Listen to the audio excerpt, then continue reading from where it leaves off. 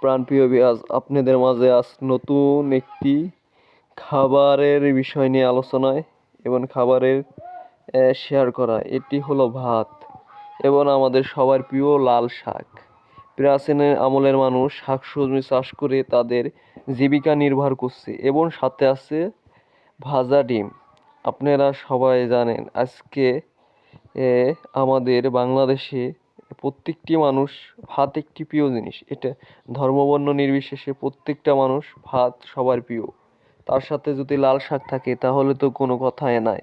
প্রত্যেকটি মানুষের লাল শাক প্রত্যেকটি শাক সবার প্রিয়।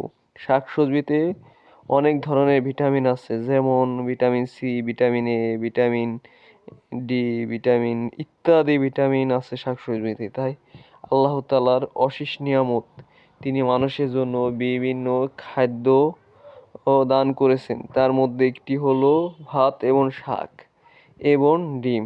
আজকে আমি সকালবেলা ভাত এবং লাল শাক এবং ডিম ভাজা খাচ্ছি, তাই আপনাদের সাথে শেয়ার করলাম। আপনারা যেহেতু এই সব খাবার যদি খেতে ইচ্ছুক হন তাহলে এই ভিডিওটা সম্পূর্ণ দেখবেন, তাহলে আপনারা এই খাবারের রুচিশীলতা এবং আয়োডিনযুক্ত খাবার এবং ইত্যাদি সব প্রকার তহরবির বৈশিষ্ট্য জেনে যাবেন।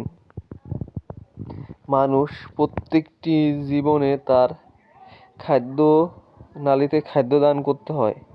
তাই খাদ্য এমন একটি জিনিস, প্রাচীন আমলের মানুষ খাদ্য ছাড়া বাঁচতে পারে না। প্রত্যেকটি মানুষ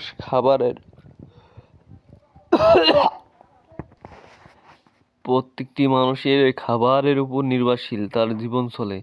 খাবার এমন একটি জিনিস, আল্লাহ তাআলা চাইলে এই খাবারের ওসিলায় মানুষকে শক্তি দান করেন এবং এই শক্তি দিয়ে সে বিভিন্ন কাজে নির্ভর করে। যেমন আল্লাহ তাআলা দয়ার নাই সীমা, তিনি চাইলে পৃথিবীর প্রত্যেকটি মানুষের খাদ্য নালীতে খাদ্য দান করেন এবং খাদ্য না খেলে মানুষ বাঁচতে পারে না।